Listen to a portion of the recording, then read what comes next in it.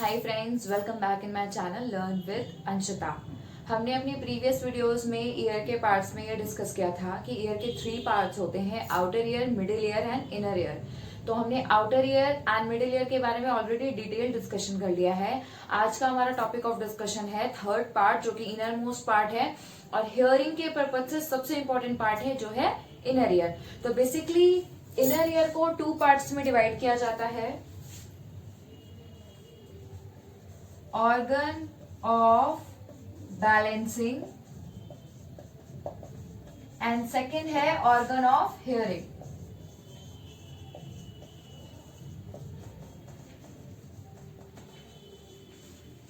organ of balancing में जो आता है उसको बोलते हैं वेस्टिबुलर सिस्टम,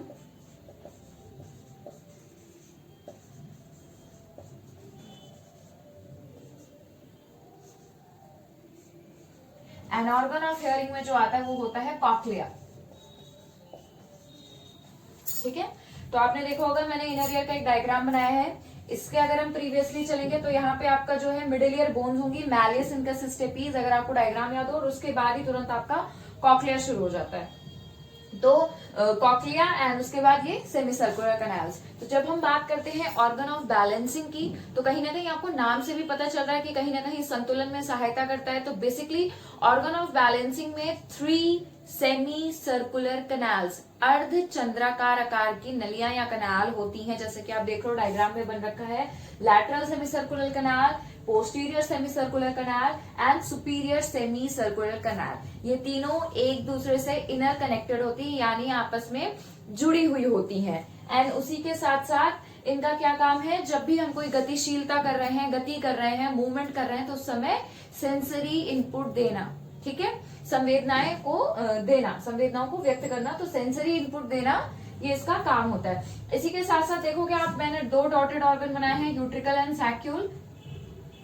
इनका काम भी यही है कि ये मूवमेंट्स को डिटेक्ट करती हैं। हॉरिजॉन्टल प्लेन में करता है यूट्रिकल और वर्टिकल प्लेन में करता है सैक्यूल। और साथ ही साथ तो बेसिकली कहीं ना कहीं हम ये देख सकते हैं कि हमारे ऑर्गन ऑफ बैलेंसिंग में कौन से मोस्ट इंपोर्टेंट ऑर्गन है, semi circular canals, utricle and saccule. ये तीनों कैनाल्स जहां पे मिलती हैं, आप ये देखोगे कुछ मोटा सा एक हिस्सा आपको मिल रहा है, इस जॉइंट्स को हम बोलते हैं एम्पुला। ठीक है, तो ये जहां पर 2 कैनाल्स आपस में जुड़ रही होती है तो कुछ उभरा हुआ सा होता है, जिसको हम एम्पुला बोलते हैं।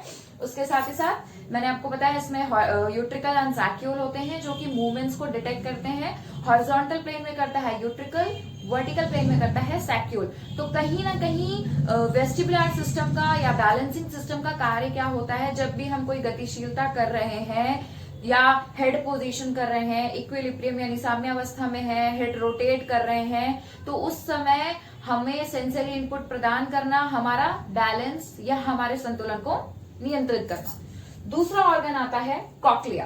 तो कॉक्लिया आप कहीं ना कहीं देखोगे 2:3/4 का राउंड ले रहा है, स्नेल शेप होता है। कॉक्लिया क्या होता है, स्नेल शेप, घोंघा के आकार का होता है, कुछ इस तरीके का। 2:3/4 यानी तीसरा चक्कर पूरा नहीं होता, 2:3/4 का इसका चक्कर राउंड होता है। और अगर कॉक्लिया के सेक्शन को हम अनरोल करें तो हमें एक डायग्राम सा मिलता है।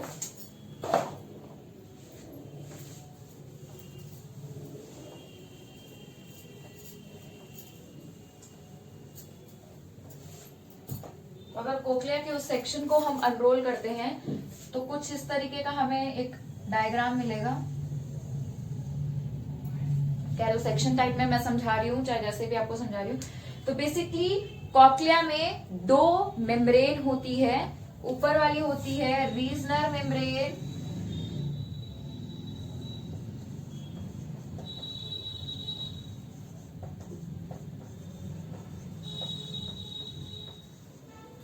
और नीचे वाली होती है बेसिलर मेम्ब्रेन।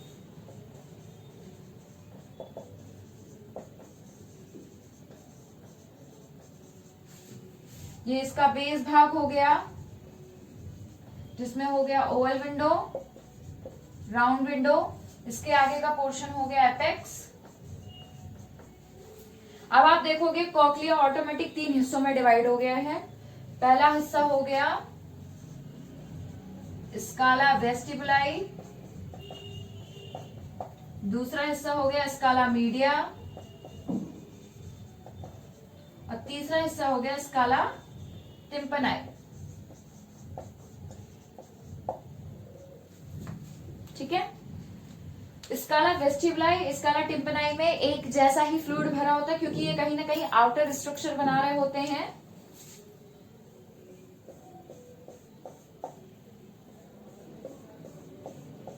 जिसको हम बोल सकते हैं पेरिलिम्फ। पेरिलिम्फ में क्या होता है, सोडियम ज्यादा होता है, पोटेशियम कम होता है। और अंदर हम कर सकते हैं क्या भरा हुआ होता है स्काला मीडियम में, एंडोलिम्फ।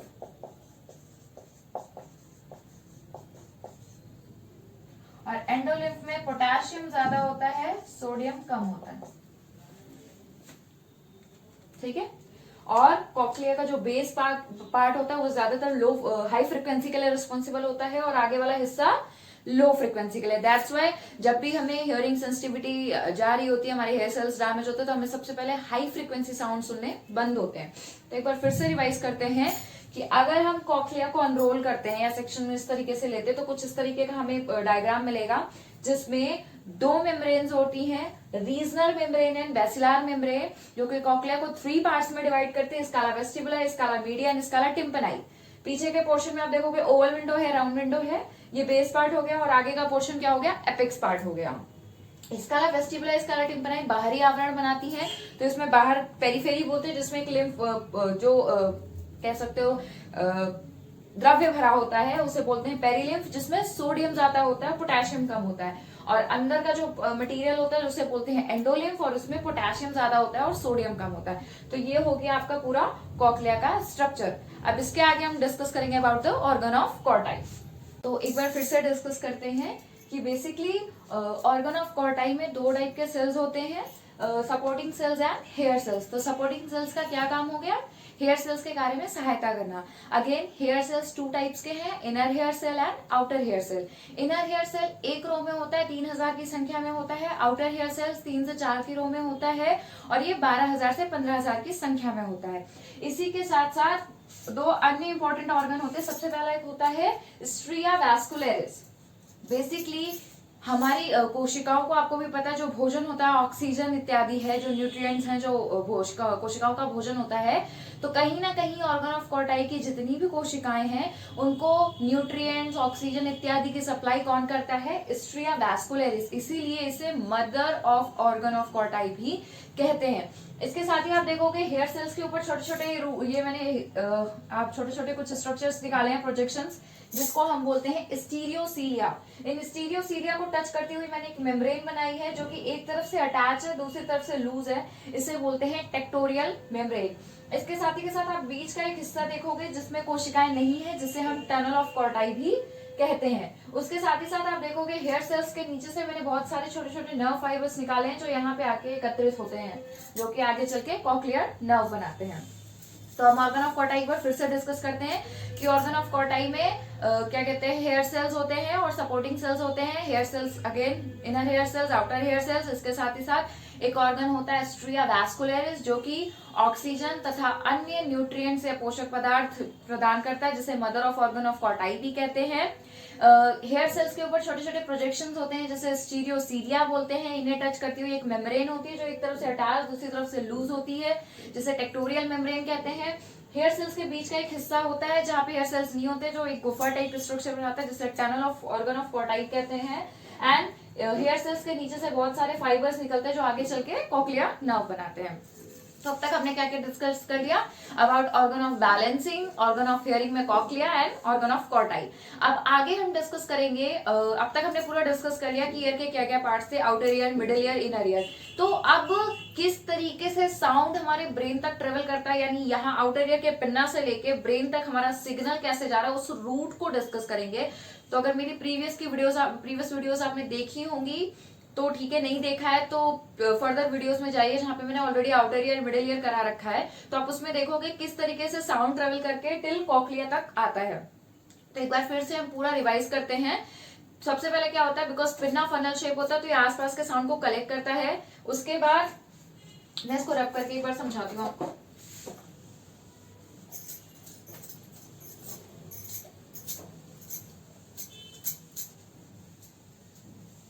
ओके, तो सबसे पहले आउटर ईयर का जो आपका होता है पिन्ना, तो पिन्ना फनल शेप होता है, साउंड को कलेक्ट करता है, फिर वो किस में भेजता है, ईएसी में।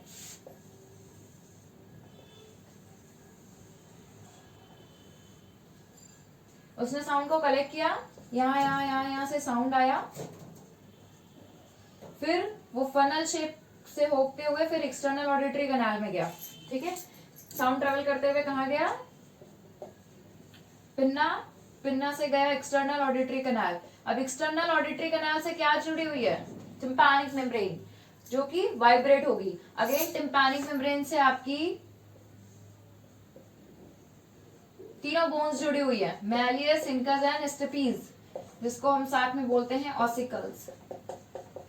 ठीक है, फिर ये तीनों बोन्स आपस में बिकॉज कनेक्टेड है, ऑसिकुलर चेन है, तो तीनों वाइब्रेट होती है। आपको पता है स्टेपीज की फूड प्लेट से ही कॉक्लिया कनेक्टेड है, टीएम से मैलियस, मैलियस से इंकस, इंकस से स्टेपीज, स्टेपीज से कॉक्लिया। यहां तक साउंड आ गया।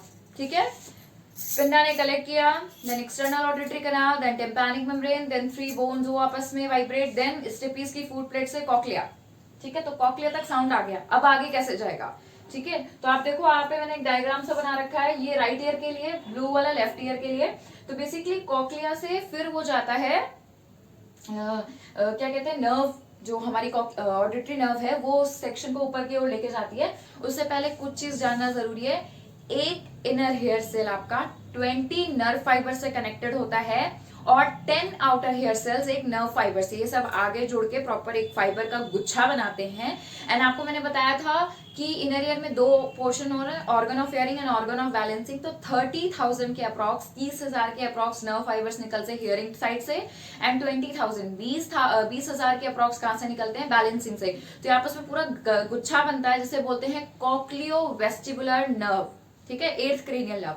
तो अब आप यहाँ देखोगे कोक्लिया से हो जाता है 8th क्रेनियल नर्व में, वहां से गया कॉक्लियर न्यूक्लियस में, कॉक्लियर न्यूक्लियस से superior olivary nucleus, then inferior colliculus, then medial geniculate body and then auditory cortex. तो ये पूरा रास्ता है साउंड को किस तरीके से कॉक्लिया से हम ब्रेन तक भेजते हैं। तो यहाँ तक का मैंने आपको पूरा समझा दिया कॉक्लिया। एंड कॉक्लिया के बाद ये अगेन कॉक्लिया से 8th नर्व, 8th से कॉक्लियर न्यूक्लियस, कॉक्लियर न्यूक्लियस से superior olivary nucleus, inferior colliculus, then medial geniculate body, then auditory cortex. आप ये देखो कि किस तरीके से मैंने डायग्राम बना के आपको समझाने की कोशिश की है। आपको सिर्फ ये एक रूट याद रखना है, इतना डिटेल आपके नहीं, आपको सिर्फ you have to learn the route, किस तरीके से साउंड ट्रेवल करता है। तो हमने क्या क्या डिस्कस कर लिया, we discuss about the inner ear के parts, organ of balancing, organ of hearing, organ of hearing में cochlea, and then organ of Corti, and then auditory pathway.